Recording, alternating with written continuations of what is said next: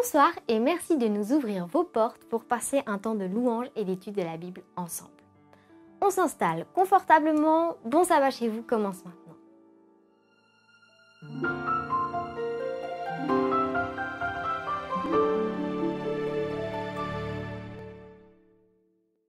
Bienvenue à chacun de vous pour ce moment de célébration du début de sabbat. Merci de me recevoir virtuellement chez vous. Je viens accompagné d'un groupe de louanges, de notre invité spécial qui délivrera le message biblique cette fois-ci, mais avant tout, c'est Dieu qui tient à être avec vous. Il est celui qui a tout organisé pour que cette rencontre ait lieu. Peu importe si vous n'avez pas rangé votre bureau ou si la vaisselle traîne dans votre cuisine, Dieu regarde votre cœur, vos besoins et votre joie. C'est votre être intérieur dont il veut prendre soin en ce jour spécial. Préparons donc notre esprit à entendre sa voix avec cette louange.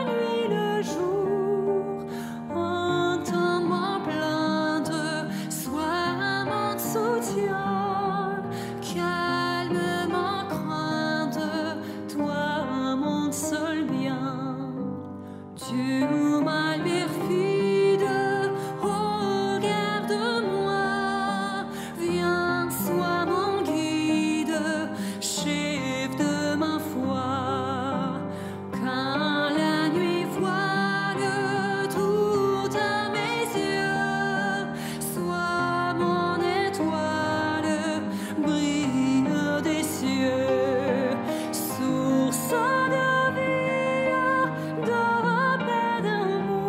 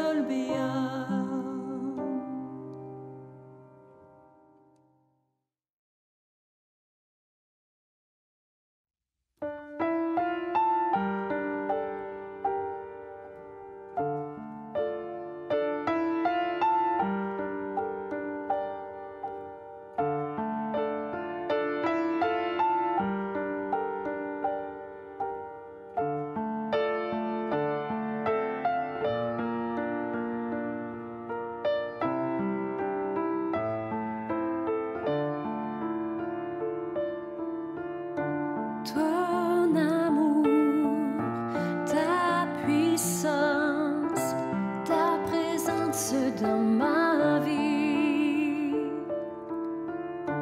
Ton amour, ta puissance, ta présence dans ma vie. Je veux t'adorer de tout mon cœur. Je veux t'adorer de toute mon âme. Je veux t'adorer de toute ma force, car tu es mon Dieu. Tu es mon Dieu. Ton amour, ta puissance, ta présence dans ma vie. Ton amour, ta puissance, ta présence dans ma vie. Je veux t'adorer de tout mon cœur. Je veux t'adorer de toute mon âme. Je veux t'adorer de toute ma force, car tu es mon Dieu. Tu es mon Dieu. Je veux t'adorer de tout mon cœur. Je veux t'adorer de toute mon âme. Je veux t'adorer de toute ma force, car tu es mon Dieu. Tu es mon Dieu. Tu es mon Dieu. Tu es mon Dieu.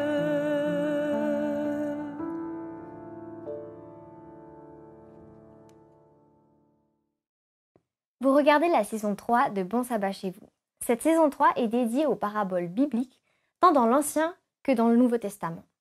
La parabole est une figure de style que Dieu a utilisée pour nous aider à bien comprendre ses messages, parfois compliqués, pour nous qui vivons encore au milieu d'une toute autre réalité que celle du ciel. Chaque fois, Dieu utilise des images de notre quotidien pour nous toucher. Ce soir, nous parlons couture et aussi vin nouveau. Quel rapport avec Dieu? On découvre cela maintenant. Il leur dit aussi une parabole. Personne ne déchire un morceau de tissu d'un habit neuf pour le mettre à un vieil habit. Sinon, il déchire l'habit neuf et le morceau qu'il en a pris n'est pas assorti avec le vieux. Et personne ne met du vin nouveau dans de vieilles outres. Sinon, le vin nouveau fait éclater les outres, il coule et les outres sont perdues. Mais il faut mettre le vin nouveau dans des outres neuves et les deux se conservent. Dans les évangiles, nous trouvons plusieurs conversations de Jésus. Et certaines sont difficiles à comprendre sur une simple lecture. Parfois, il manque même une certaine logique. Cela donne l'impression que les personnes ont deux dialogues différents. Donc aujourd'hui, nous allons analyser l'un de ces dialogues. En première, il y a un dialogue. Après, Jésus explique sa pensée avec une parabole. Cette dernière n'a rien à voir avec le dialogue précédent. Pour comprendre cela, il faut remonter dans le temps. Nous devons comprendre les croyances de l'époque des protagonistes de cette histoire. La conversation tourne autour du sujet du jeûne. En fait, le jeûne était une pratique très courante. Les Juifs avaient des jeûnes sur le calendrier annuel. Par exemple, ils jeûnaient dans le contexte de Yom Kippour, le jour de l'expiation, et de Rosh Hashanah, le nouvel an juif. Ils pratiquaient aussi des jeûnes à chaque semaine. Les plus fervents jeûnaient 2 fois par semaine, le lundi et le jeudi. Et les disciples de Jean ont pratiqué ces jeûnes hebdomadaires, tout comme les pharisiens. Dans ce contexte, on peut voir que la question « Pourquoi tes disciples ne jeûnent-ils pas comme les autres référents religieux ?» est valable. Ceux qui ont accompagné Jésus ont vu cette différence, et cela peut sembler un contresens. Des chefs religieux pratiquent le jeûne et les disciples de Jésus ne le font pas. Que répond Jésus? Jésus était contre le jeûne. A-t-il aboli cette pratique? A-t-il dit que cela ne servait à rien? A-t-il dit que les disciples de Jean et les pharisiens faisaient quelque chose de mal? Non, du tout. Jésus lui-même a pratiqué le jeûne et nous a laissé son exemple. Dans cette histoire, il ne méprise pas non plus cette pratique. Pensez-vous que Jésus les appelait les hypocrites parce qu'il le faisait souvent? Même si Jésus n'avait pas honte d'appeler les gens hypocrites, mais ce n'est pas le cas ici. Il ne méprise pas ce qu'ils font, mais il profite de la question pour approfondir sa compréhension de cette pratique. Il enseigne que les gens ont sa place dans des circonstances particulières.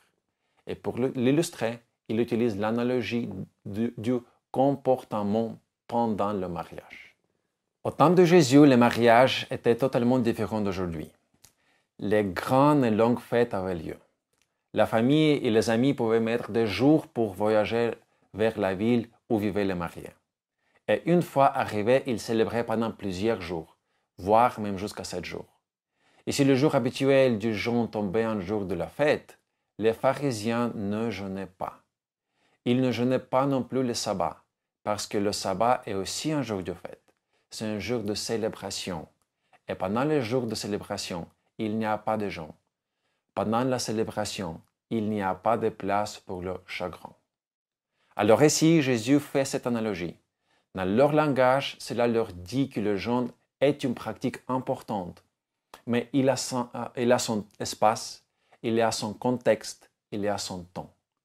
Il y a des moments pour jeûner, il y a des moments pour ne pas jeûner. Et pour le disciple, le temps de jeûner n'est pas encore arrivé. Quelqu'un pourrait dire que dans cette situation, les disciples pouvaient jeûner au moins de temps en temps, afin de ne pas provoquer de tensions et des critiques inutiles. Mais pour Jésus, ce n'était pas une option. Si on est avec époux, il est temps de célébrer. Ce n'est pas le moment de jeûner. Jésus ici est catégorique. Jésus n'a jamais proposé d'accomplir certaines pratiques pour plaire au public et éviter les critiques. Mais il nous a invités à revoir le vrai sens de ces pratiques. Il a profité de toute occasion pour lui donner son vrai sens. Dans les versets qui suivent, comme c'était la coutume de Jésus, il utilise cet incident pour nous enseigner quelque chose de plus profond.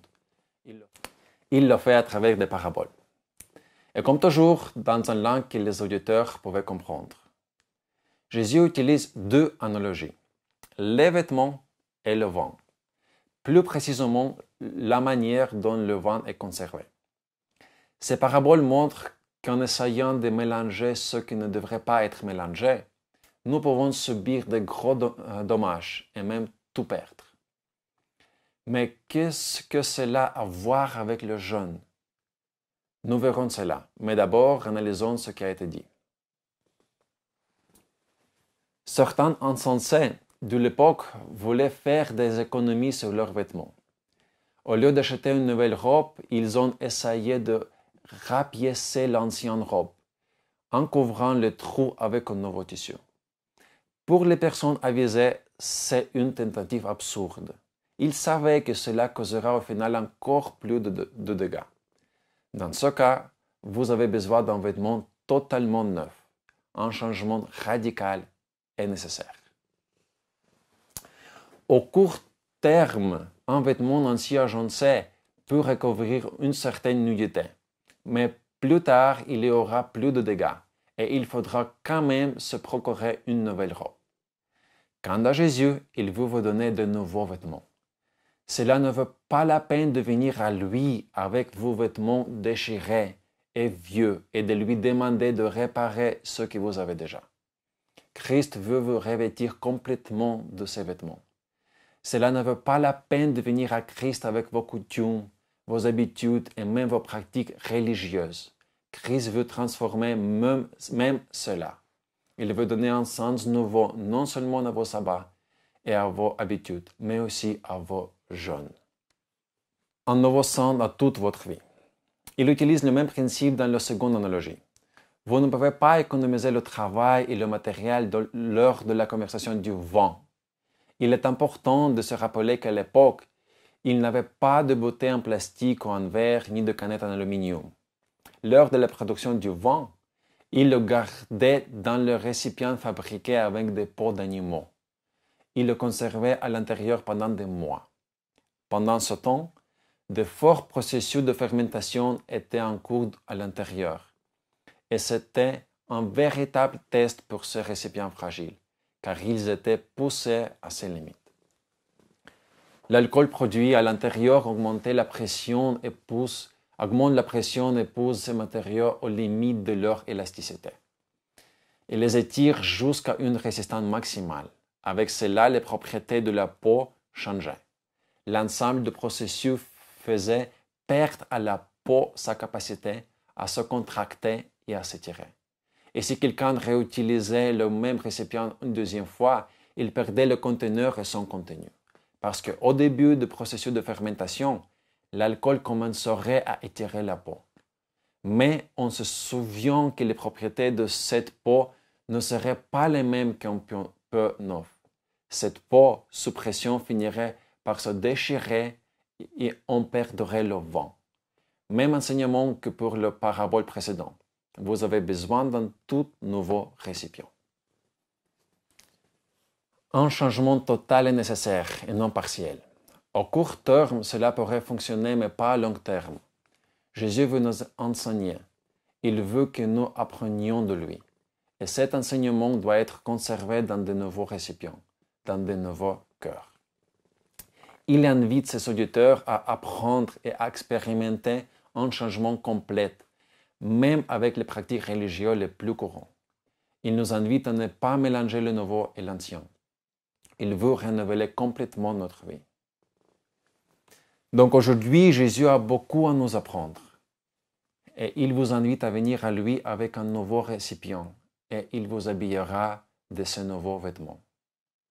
Le jeûne, il y a des moments dans votre vie où vous en avez besoin. Il y a un temps et un contexte dans lequel Jésus vous invitera à jeûner. Il veut vous montrer comment le faire, comment il veut vous enseigner d'autres disciplines religieuses. Comment prier, comment faire une offrande, comment adorer, comment observer le sabbat, comment étudier la parole et comment servir les autres. Nous avons tous besoin d'apprendre de Jésus. Certaines pratiques sans leur vrai sens fonctionneraient pendant un certain temps, mais à long terme, elles feraient plus de dégâts. C'est pourquoi nous avons besoin d'un changement profond et complet, même dans les choses spirituelles. Et ce samedi, ouvrez votre cœur au Christ et dites-lui que vous voulez apprendre de lui, que vous voulez qu'il donne un vrai sens à votre vie spirituelle et la renouvelle complètement. Bon sabbat chez vous.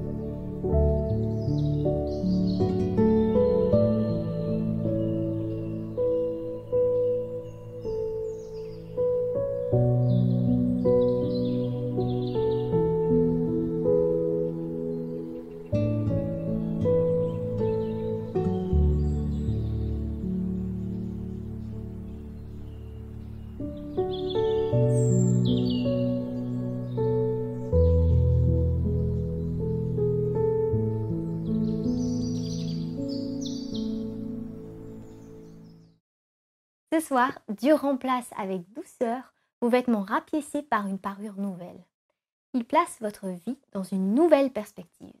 C'est son cadeau pour tous ceux qui l'acceptent. En ce sabbat, remercions Dieu pour son offre et prions pour avoir la sagesse de l'accepter. C'est sûrement l'un des plus beaux cadeaux que vous pourrez faire à quelqu'un. Transmettez-lui ce message en lui envoyant le lien de cette vidéo. Sachez que tous les épisodes de Bon Sabbat chez vous sont répertoriés dans la playlist du même nom sur la chaîne YouTube Espoir Média. Vous les retrouvez également sur adventplay.tv, notre plateforme de streaming. Ne nous quittons pas ce soir sans que vous vous soyez abonné à cette chaîne. Vous serez ainsi informé en priorité des nouvelles vidéos ici publiées. Comme ça, vous ne raterez rien du tout. Bon Sabbat chez vous n'est pas la seule émission produite par Espoir Média. Il y en a bien d'autres qui pourraient vous intéresser. Voici au bas de votre écran le QR code qui vous mènera directement sur DonorBox, la plateforme sécurisée qui permet de faire un don à Espoir Média. Nous avons besoin de votre participation pour continuer cette émission de partage de la Bible. Mais je tiens surtout à vous remercier pour votre présence et votre fidélité. Vous êtes nombreux à suivre cette émission et cela est très encourageant. Alors, à très bientôt pour un nouveau début de sabbat ensemble et d'ici là, bon sabbat chez vous.